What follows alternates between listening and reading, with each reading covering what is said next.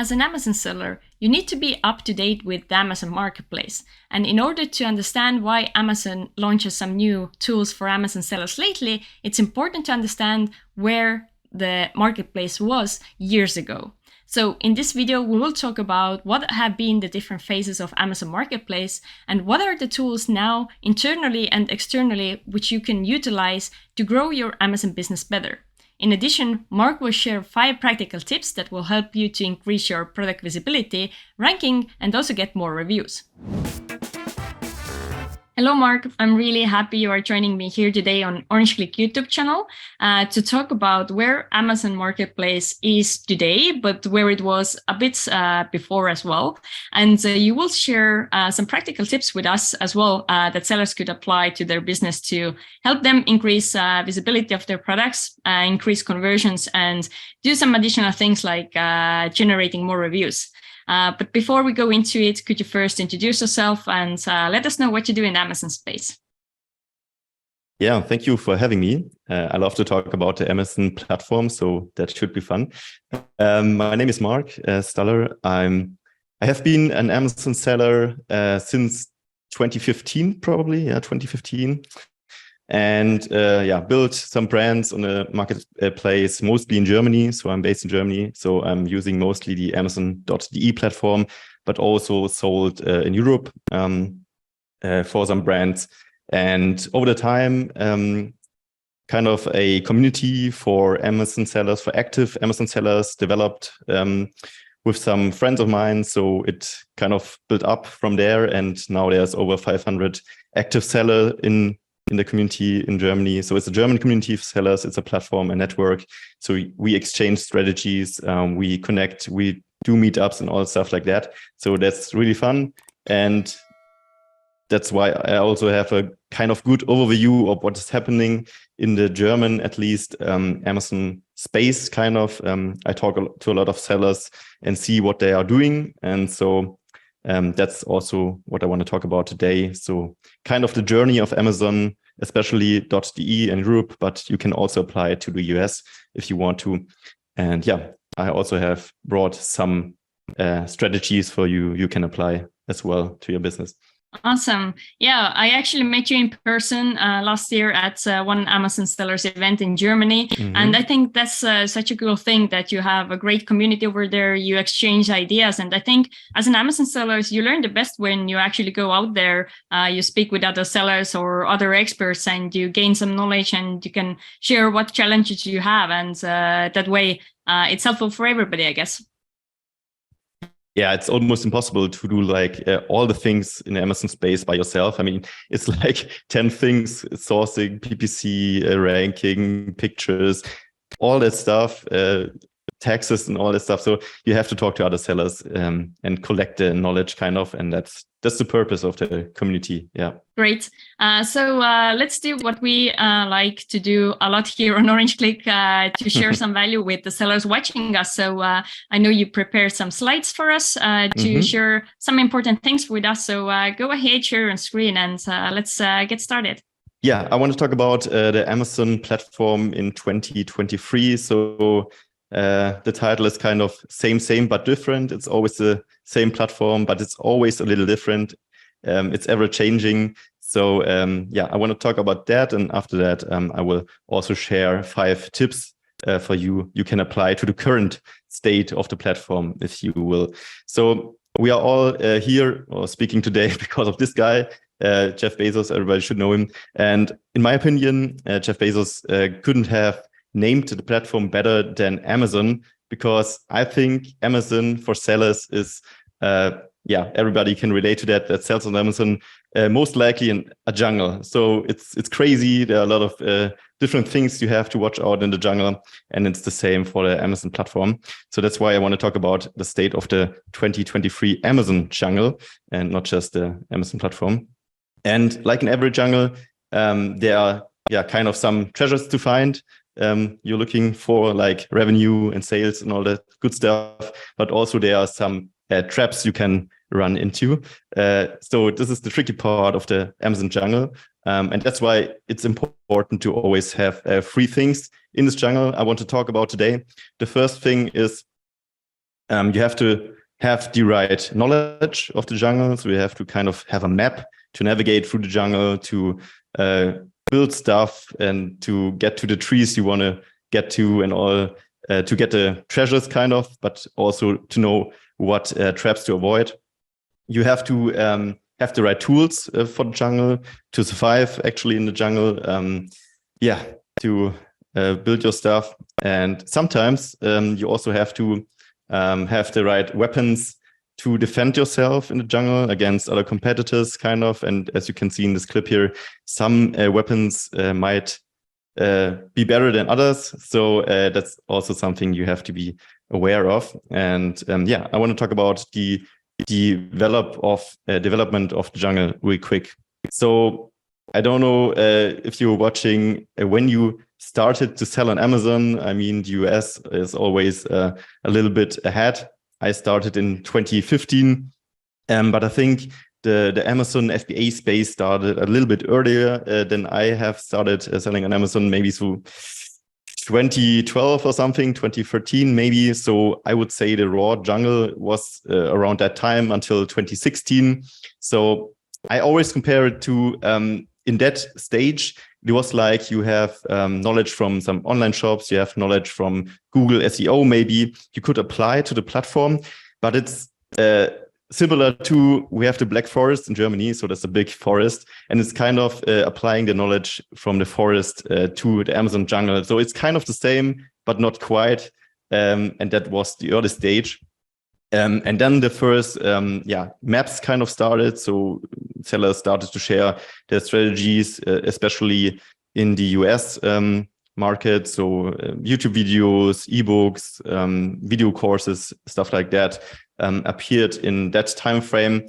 And to kind of illustrate what was possible back then, I'm sorry, this one is in German, but it kind of just says, in the backend keywords, you could use about 5,000 characters. Right now, it's only 250. So it's 5% of what was possible back then. So that shows it was really a wild jungle back then. So a lot of things have changed over the past. Also, I don't know how many OGs are watching, but back in the day, you had to use kind of the 999 method. That's a method where you could track the sales of a competitor's listing. So there were no tools like Helium 10 and all stuff like that. So you had to put a product into your basket, type in 999 as the amount of the products. Then Amazon said, sorry, there are only just 100 available. You did that on a daily basis, and then you found out how many sales your competitors were doing. So that was really, really a different time. Right now, you just have to pull up a tool and just find it out. But that is how the jungle was back then. So very basic, very nature based. So in that kind of jungle, there were some sellers, but it were mostly big brands. So these sellers were kind of the first, let's say, immigrants of the jungle, the big brands like Nike and brands like that. So they were happily selling. There were no big problems. There were no big competitors, no war, no black hat stuff and all like that. And then it changed. So then the private label sellers came into the market. And that was kind of the next phase. So it looked more like that in the jungle. It was more like the wild jungle. So the first private label wave came. I would say it was like about 2019, 2020 as the state of the jungle. So a lot of tools appeared. The private label seller used like, all the tools, Helium 10 and Sellerboard and all this stuff. I have listed a lot of German tools here as well, but of course in the US there were many more, like Viral Launch and all that stuff. So sellers use a lot of tools and tactics and strategies to get ahead of the kind of other immigrants in the jungle. But they also used more weapons, like I described in the beginning, like review manipulation and upvote black hat stuff and reviews over ManyJet and TOS not conform strategies like using pictures that are crazy and stuff like that. So the jungle kind of got real wild, and that is why the original inhabitants of the jungle, so let's say Amazon, thought, okay, they are destroying the jungle, we have to do something.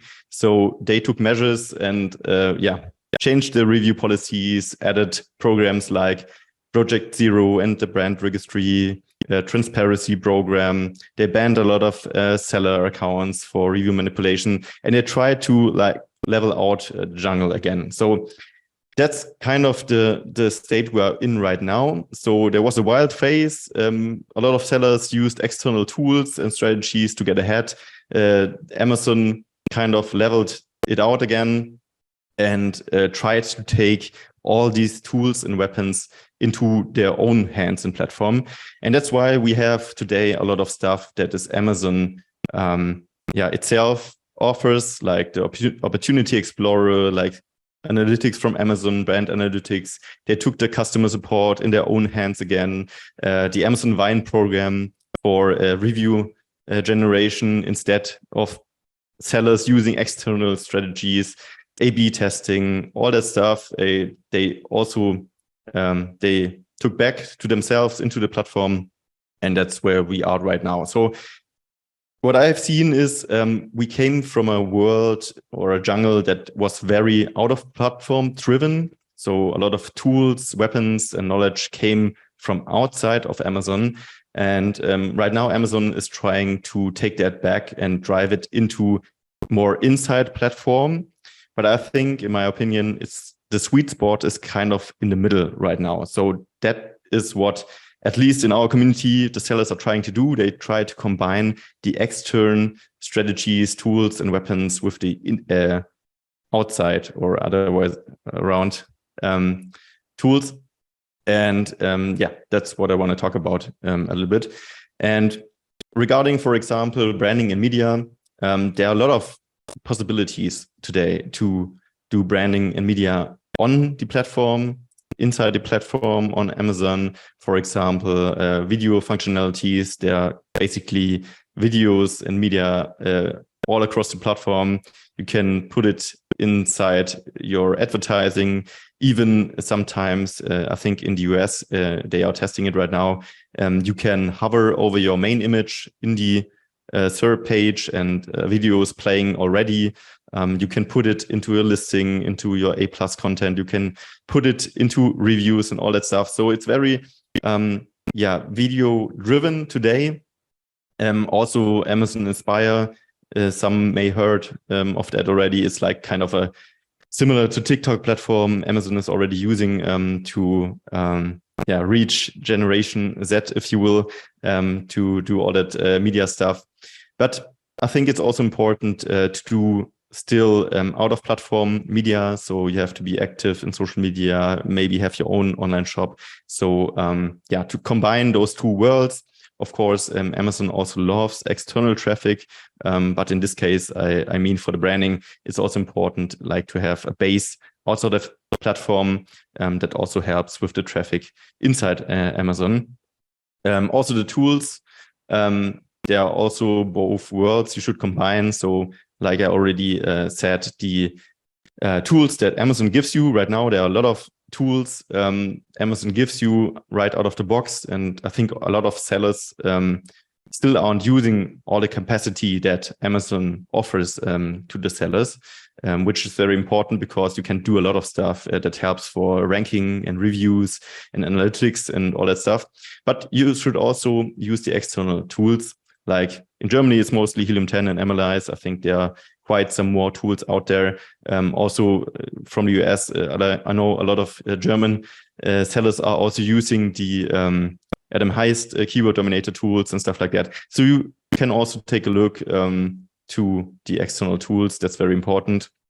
Also, of course, AI is already here. So we also have a AMZ Hackers group where people try to build strategies around AI for Amazon. I know you have also talked about that on your channel. That's a very important topic, and you should also cover this into your strategies. And as a final step, of course, the traffic. So of course you have PPC. for Amazon. So you have to use and leverage the advertising tools that Amazon gives to you. But also external traffic is very important. Amazon loves external traffic, and if you can bring external traffic to your listing from outside of Amazon, and the sellers or the buyers buy on Amazon, that's very good for your ranking as well. So it also makes sense to do SEO and social media traffic and stuff like that for the Amazon platform. So in the end, it's both worlds, and I think that it is very important right now to connect those worlds. So as a takeaway for the development of the platform, I think you have to know the Amazon jungle is ever changing. So you always have to adapt to the current knowledge, to the current tools, to the current weapons that are out there. You should use outside and inside platform strategies and combine them together for an ultimate strategy. And yeah, what we also do at AMZ Hackers, it's connect with other sellers for the knowledge, for the tools, for the weapons, because it's always almost impossible to know everything in the Amazon space. You have to cover so many topics. I mean, YouTube channels like Orange Click and stuff like that, they help to spread the knowledge, but it's also very important to connect with other sellers and see what they are doing right now. Okay, so that's kind of the state we are in right now. And for this state of the current Amazon jungle, I want to give you some actionable tools and weapons for your business right now. And the first thing I want to talk about is the visibility for the algorithm. Of course, Amazon is an algorithm. You have to understand how it works to be placed properly and to be seen by the customers. So one thing I see a lot in Germany, but also on other platforms, maybe quickly, I always talk about the German platform, but you can apply most of the things to the other platforms like Amazon.com as well. Sometimes it's a little different, but mostly it's the same. So the principles apply to every platform. The first thing I see a lot is people are not aware that they should take care of their launch dates. So if you create a new listing, there are some parameters you can set, like offer date, launch date, release date, restock date, and all that stuff. So it's kind of confusing sometimes, but it's very important that you understand that Amazon is starting kind of your listing ranking process with this date.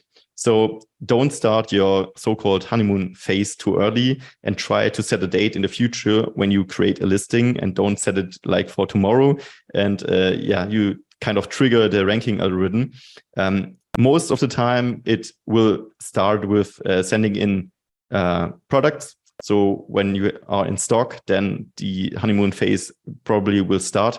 But it's very important that you don't have like already products in stock for a month and are not already selling. So try to avoid this mistake and set the dates correctly in the future, and start when you are ready for the ranking process.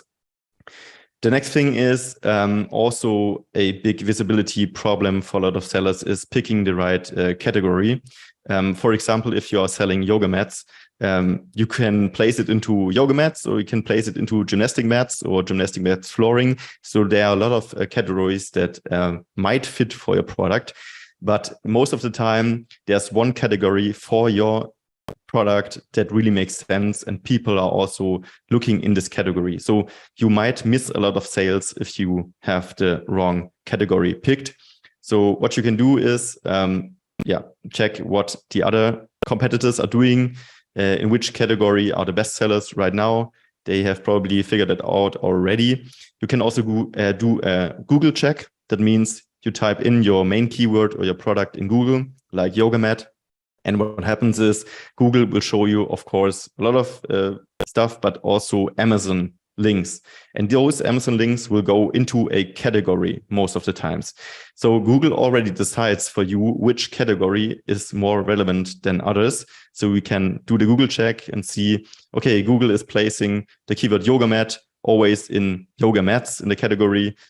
So I should probably take this category, because also, despite of Amazon, Google is also a traffic source for your products. So if you choose the wrong category and people from Google get thrown into another category that you are in, that might mean you are missing sales. You can also check your main keyword, of course, to see which one is more relevant, because most of the times the categories are named like the main keywords. So that's very important. I see a lot of people putting their products into the wrong category and wondering why they are not doing so great. The third thing is pricing is key also for visibility. That means don't filter yourself out of visibility, meaning always check the competitors' pricing, but also check the filters, because a lot of people on Amazon are using filters for their shopping experience. Meaning if they set a filter from 20 to 50 euros, but your product is like 19 euros, that might mean you won't show in the search results. And that's something to take into consideration when pricing your product as well.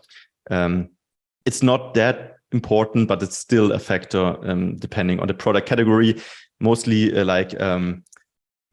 present products like gift products, they are mostly used with filters, or higher price products sometimes. So take that into your decision process. Okay, we covered the algorithm. Now it's time for the humans. So visibility for the humans. I mean, we are all like humans who like colors and stuff like that. So it's like you have to think, what are people looking for when searching for a product? And most of the time they need something like a scroll stopper or a pattern interrupt to like take a second and think about where they want to click. So if you use special offers and coupons, it's not only about the conversion rate. People love deals and discounts, but it's also about the click-through rate. So you can choose from many colors like red and green and orange and all this stuff. So yeah, just try it out. It will increase your click-through rate. And in the end, it's not only a factor for ranking, but also, of course, to get people onto your listing so you can convert them into customers.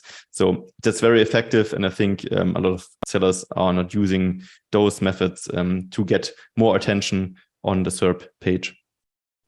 As well, the image size matters. I think over 50% right now is mobile traffic. So you should always consider optimizing mobile first.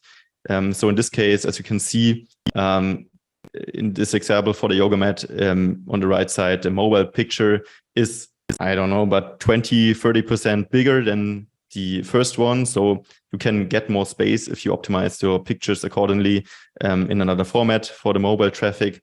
But you always have to think as well about what are the other competitors doing. My strategy is always to check if everybody has the same kind of angle or picture style. I try to do the opposite or something else to stand out, because in the end, humans are trained to look for something that stands out and is different. And that's most of the times a good strategy to stand out. Okay, we're done with visibility. So now you can be found. But the next thing is, of course, to get reviews, to get people to buy your product. And the Amazon Vine program, most of you should know that, is a program you can generate reviews from Amazon officially selected testers for your product. And that's cool, but the Vine testers are special people sometimes. So they kind of came from the wines scene, I always think, because they behave sometimes like wine connoisseurs. So they try to figure out what's the product, test everything about the product, are really critical. So sometimes they are like that one teacher that just does not give A's or ones in Germany. So you have to be aware of that.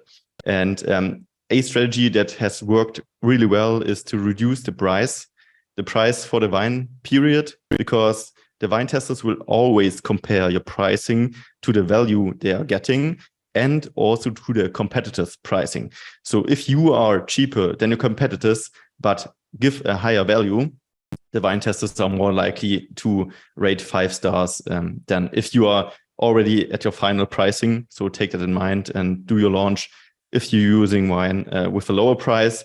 Also be aware that people or the wine testers sometimes even change their review afterwards.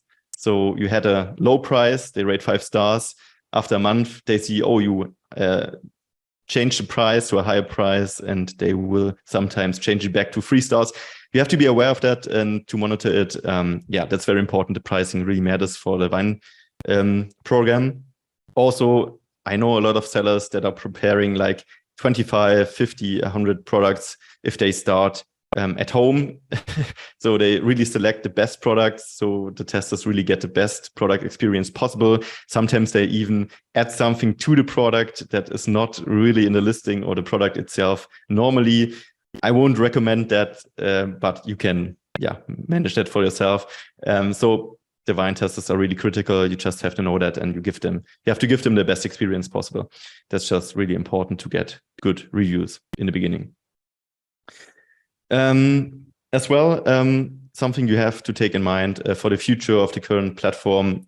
We are kind of in the generation TikTok right now. So Amazon also realizes that most of the new generation is using short content video forms. And a new study says 80% of consumed online content is already video format. So it's really important to optimize your marketing strategy and branding strategy. Also on Amazon, not only social media for video, because Amazon is pushing video also real hard. I already talked about it before. So video is everywhere on the platform, like in the advertising space. In the main image, you can see videos already in the listing, in the A+ content, in the reviews, and also Amazon Inspire is the new platform I already talked about that helps people to see products in a different way. And I think it's really important to include a video strategy into your marketing mix for the future. In my opinion, there will be a lot more video content also on the SERP pages in the future. And if you start now to prepare, you can get ahead in front of the other competitors. And the last thing I want to talk about is, we talked about getting new reviews from Amazon Wine, but what about a running product? What about your existing customers?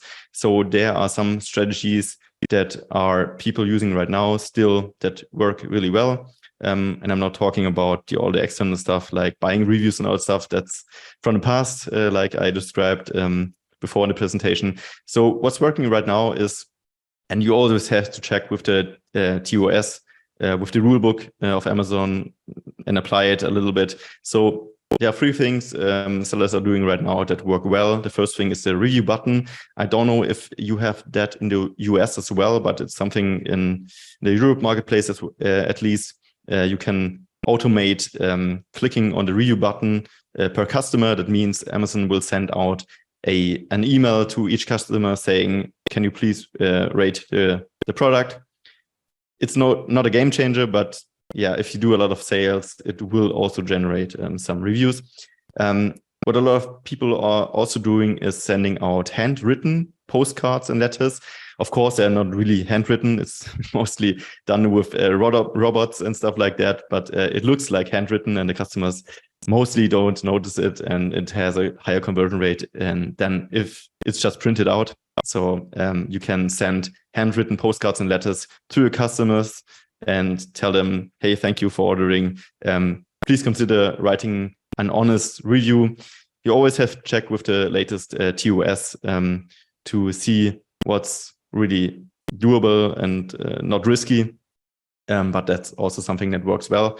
And of course, the bad reviews are also there. So you have to check those and find out who the customers are. You can do that as well on the Amazon Seller Central. You can just send a message to a customer and then find out the order number by the message, and then find out who it was and send a box to them, like an I'm sorry box. You can put in some sellers are putting in chocolate. Some people are putting in a different product from their store, or a product if the product broke, so another new product maybe, and also put in a handwritten note. And that sometimes changes the review as well. So people are so surprised of this kind of I'm sorry box that they will change their review automatically and don't have to ask for it. All right. Yeah, that's it. So I hope there were some strategies you can apply to your business. And I always find it interesting to see what's next on Amazon and what has happened the last few years. But I'm sure there will be a lot of stuff coming also this year and next year that we have to prepare for and find new strategies. And yeah, I hope you can apply something to your Amazon business. Cool. Thank you so much. It was very interesting to go through those different phases of Amazon as a marketplace, but also hear the practical tips you shared, which actually Amazon sellers could apply straight away to their business. So thanks a lot for that. So how do you feel yourself? You're a seller. You have been selling for quite a while. Is it better to be a seller now than it was years ago? When you think about the tools and opportunities you have, but also if you consider the increased competition we have nowadays. Yeah, it's different for sure. So the old times and the old golden times kind of were fun because you could almost like do good pictures and you were doing sales. Right now it's very difficult because everybody knows what's up and has good quality and good ranking optimization, all stuff like that. So it's different for sure. You have to have a lot more knowledge and tools and weapons than you had to have back then. But I think it made the platform more mature. So it's more fun to sell in a kind of controlled environment than it was to sell in the Wild West, because you never knew if in the next day your listing was blocked or a new competitor just ranked in one day in the top 3 or something like that because they just pushed some external strategies. So it's more controlled and more long-term, I think, right now. So I like it actually in the state of Amazon. Okay, good.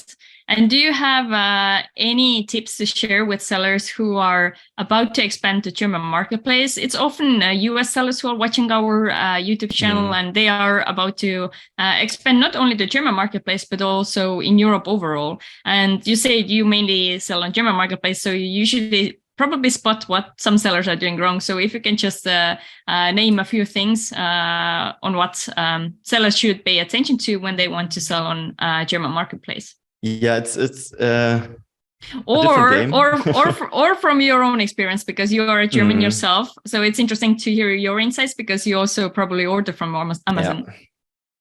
So one thing that is really, really different is the kind of branding and marketing feeling you have to apply for the Europe platform. It's very different from the US platform. In US platforms, most of the marketing materials, as I see it, are very flashy and emotional and sometimes a little bit over the top. And I think for that market and that platform, it fits very well. But in Germany, it's more like you have to be a little bit cleaner in your images, a little bit more serious and mature, and you have to really sell security instead of like emotions and fun. It might sound sad, but it's like that in Germany. So people are really buying good products, good quality, and try to figure out which one is the most safe product. So you have to apply your marketing a little bit to the European markets. The pictures are different for sure. You just have to take a look around on the platform to see it. Also, of course, the revenues are different.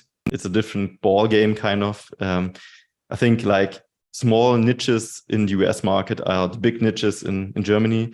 So you have just to be aware that even in the lower revenue fields, comparing to US, there are really sellers that know what they are doing. So it's not like in the small niches in the US, there might be sellers that are not that strong, but in Germany, the small US niches are the big niches here. So they will also fight hard for those places. That's something you should know, of course.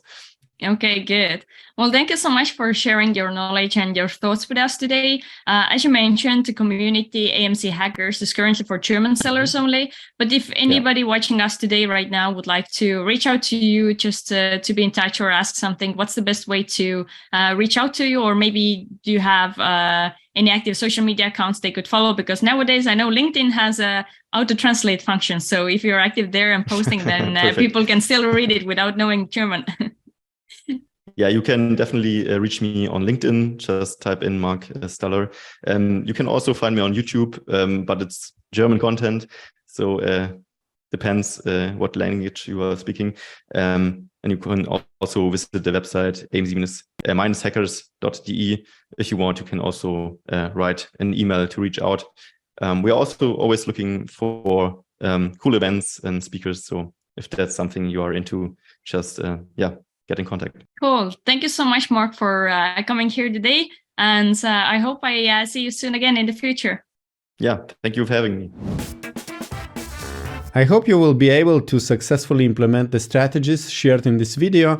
And before you go, don't forget to hit like and subscribe buttons below this video, as well as leave a comment in case you have any questions.